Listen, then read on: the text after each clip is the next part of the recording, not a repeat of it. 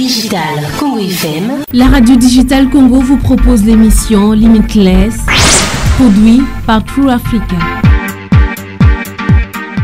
Digital Congo FM. Bonjour, c'est Claude Grunitzky et je vous présente Limitless. Limitless est un podcast produit par True Africa qui pose les questions qui comptent pour l'Afrique. Nous cherchons des solutions africaines aux problèmes africains. Dans chaque épisode, nous posons à 3 invités une question qui compte pour les Africains. Et, sans surprise, ils ne sont pas toujours d'accord. Dans cet épisode, nous parlerons de la fuite des cerveaux. Il faut expliquer que le capital humain est primordial pour le développement du continent. Le continent ne va pas se développer tout seul. C'est les hommes qui vont le développer. Je pense donc qu'il est incroyablement injuste d'essayer de garder les jeunes ici sans leur donner une raison de rester ici. C'est que la conversation sur la fuite des cerveaux est vraiment nuisible. L'Union africaine estime qu'environ 70 000 professionnels qualifiés émigrent d'Afrique chaque année. C'est ce qu'on appelle la fuite des cerveaux. Cela signifie que bon nombre des meilleurs scientifiques, médecins, économistes et autres professionnels qualifiés africains vivent en dehors du continent. Je suis l'un d'entre eux. Alors, la fuite des cerveaux est-elle réellement un problème? Et comment pouvons-nous l'arrêter? Dans cet épisode, nous parlerons de la fuite des cerveaux. Alors, la fuite des cerveaux est-elle réellement un problème? Et comment pouvons-nous l'arrêter? Préparez-vous à des opinions contradictoires. Mon premier contributeur est Gabriel Curtis, l'ancien ministre des partenariats publics-privés du gouvernement de Guinée avant le coup d'État de septembre 2021. Il vivait aux États-Unis, mais est retourné vivre en Guinée. Voici notre conversation. La Guinée n'a pas, en tout cas dans le passé, réussi à retenir beaucoup de talents qui étaient hautement qualifiés.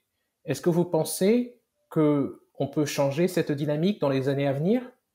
Et je pense que l'une des clés pour retenir les candidats à l'émigration,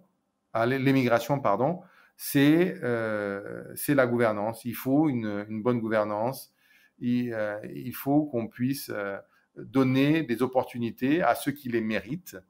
Et il faut créer les conditions pour l'épanouissement des populations ici. Évidemment, c'est plus facile à dire qu'à faire, mais je pense que c'est très important. Il faut aussi combattre la corruption qui gangrène malheureusement encore beaucoup trop nos sociétés. Alors, il est vrai que la fuite des cerveaux, en fait, si on regarde le bilan, ça demeure une des principales problématiques qui entrave la capacité de l'Afrique à se réinventer et à justement tirer profit de cette innovation africaine issue de l'Afrique, issue de l'expérience africaine.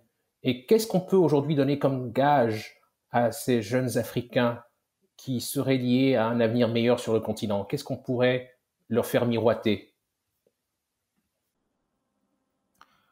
D'abord, il faut expliquer que le capital humain est primordial pour le développement du continent. Le continent ne va pas se développer tout seul. C'est les hommes qui vont le développer. Il faut également expliquer, communiquer, échanger mieux avec ces jeunes pour qu'ils comprennent que l'avenir est ici. Et il faut aussi des choses concrètes. Il faut pouvoir montrer des modèles de réussite. Parce que on a beau parler, si vous êtes du gouvernement ou si vous êtes une ONG, une organisation internationale ou autre, vous pouvez parler vous pouvez dire ce que vous voulez, on va dire c'est votre boulot de faire ça. Mais quand il y a des modèles de réussite, que les gens voient qu'il y en a qui arrivent à s'en sortir et qu'il y a des perspectives et qu'eux-mêmes ils peuvent aspirer à cela, je pense que cela représente vraiment un argument beaucoup plus convaincant que juste des paroles ou des beaux discours. Donc c'est très important qu'il y ait de vrais modèles de réussite et qu'on communique dessus. Il est aussi important que le secteur public, que le corps enseignant, que les médias jouent aussi leur partition et qu'on assiste et qu'on soutienne les plus entreprenants et les plus méritants des jeunes ou des moins jeunes africains qui se battent et qui essaient de faire évoluer les choses, notamment dans l'entrepreneuriat, dans d'autres domaines, que ce soit dans la société civile, dans les industries culturelles, etc. Il va falloir un véritable effort de plusieurs segments de la population, de plusieurs segments du continent et du pays pour démontrer que l'avenir se joue ici. Et par ailleurs, un autre point aussi, c'est que souvent, il y a encore cette idée que l'herbe est plus verte de l'autre côté de la barrière. Et ce n'est pas souvent le cas. Donc, c'est aussi important que d'autres qui évoluent hors du continent puissent aussi expliquer que l'herbe n'est pas forcément plus verte ailleurs, qu'on peut trouver son bonheur là où on est. Et d'autant plus que si on trouve son bonheur là où on est, c'est encore mieux parce que c'est là qu'on vient, on n'est pas coupé du cocon familial, on n'est pas coupé de sa culture, on n'est pas coupé de ses origines, on n'est pas coupé de sa société. Donc c'est aussi important que il y ait également un retour d'expérience de ceux qui ont aussi tenté l'aventure et qui peuvent leur dire vous pouvez aussi trouver votre bonheur là où vous êtes.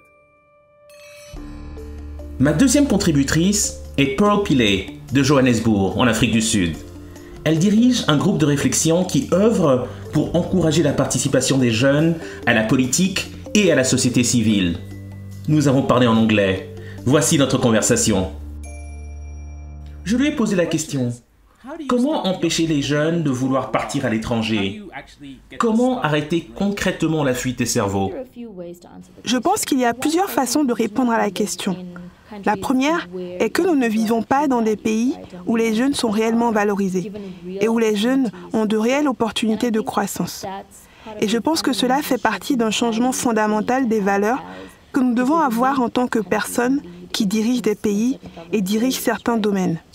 Il s'agit de se demander comment revaloriser la façon dont on voit les jeunes et leur capacité à contribuer. Je pense que dans de nombreux contextes sur le continent, les jeunes sont considérés comme un très grand bloc électoral, ce que j'aime appeler le bétail politique. Mais lorsqu'il s'agit de penser à la croissance de l'économie, à l'offre d'opportunités et aux personnes qui devraient constituer l'épine dorsale du développement d'un pays, les jeunes sont souvent ignorés. Je pense que nous devons également avoir une conversation sur ce que nous pensons que les jeunes ont à offrir.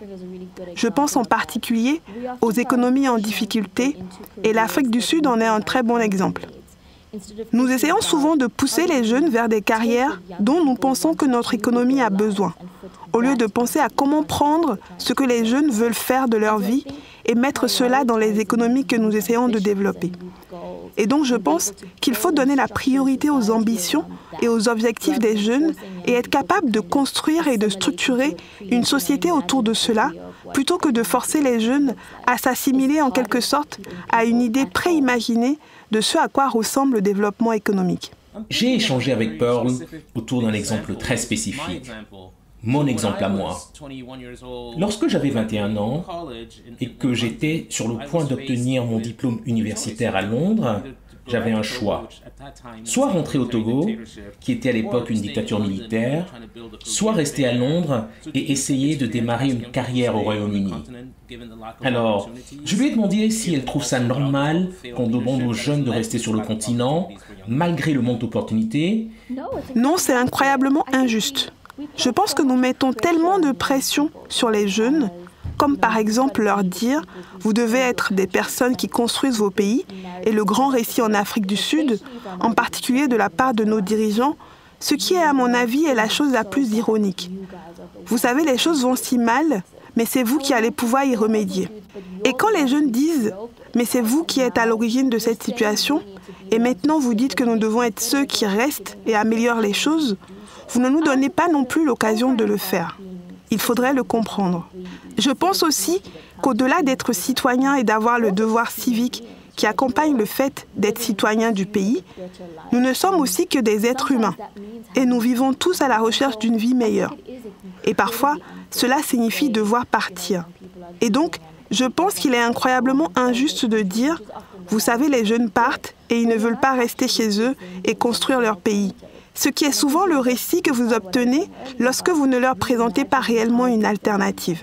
Et je pense que cela faisait partie de ce que je disais plus tôt à propos de réinventer la façon dont nous apprécions les jeunes, parce qu'en fin de compte, si nous acceptons tous que nous sommes d'abord des humains, avant d'être des citoyens, avant d'être des militants ou des fonctionnaires, les choses qui sont dans le meilleur intérêt de notre propre bien-être devraient être les choses que nous priorisons en premier, et je ne pense pas qu'il y ait quelque chose de mal à cela.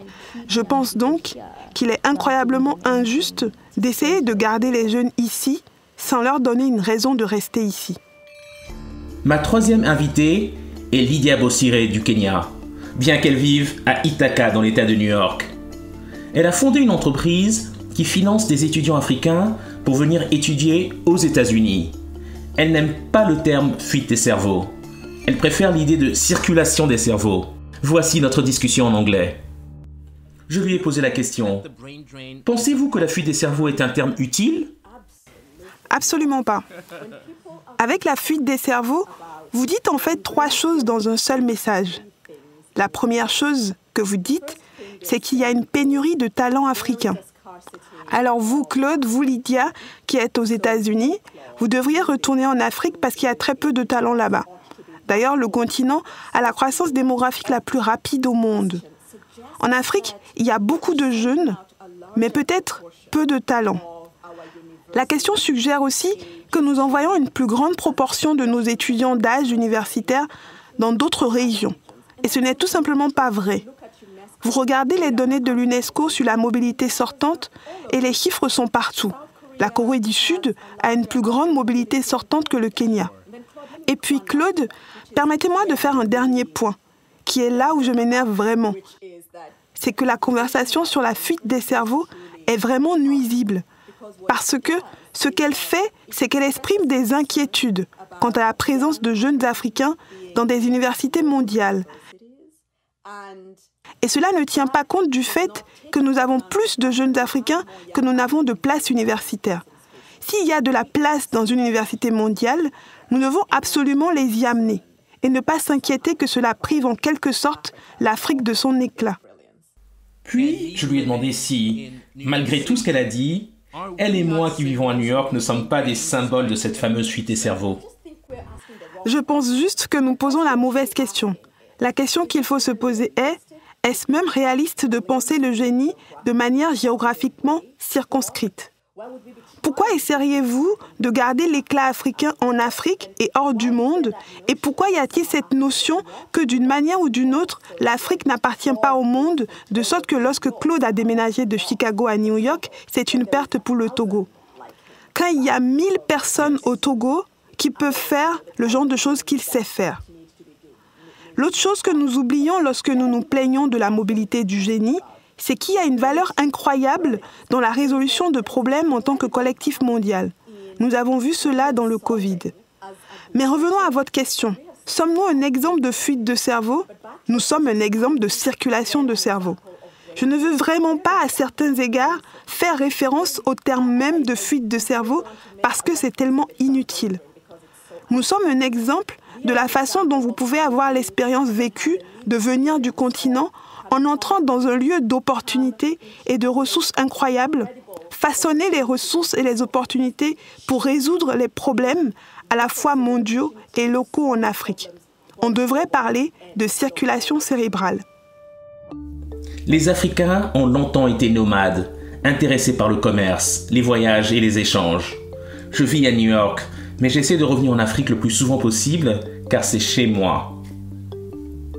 Nous ne cherchons pas de réponse simple sur ce podcast. Nous pensons que le potentiel de l'Afrique est illimité. tout comme les moyens par lesquels nous pouvons contribuer au développement du continent. Nous devons nous concentrer sur la création d'opportunités d'éducation et d'emploi sur le sol africain afin que les gens ne se sentent pas obligés d'aller à l'étranger. Et c'est comme ça que nous pourrons arrêter de parler de fuite des cerveaux et commencer à penser à la circulation des cerveaux. Merci pour votre écoute. Ce podcast est rendu possible grâce à une subvention du département d'État américain et de la fondation Sinfire. Vous pouvez écouter ce podcast sur toutes les bonnes plateformes et sur www.trueafrica.co/limitless.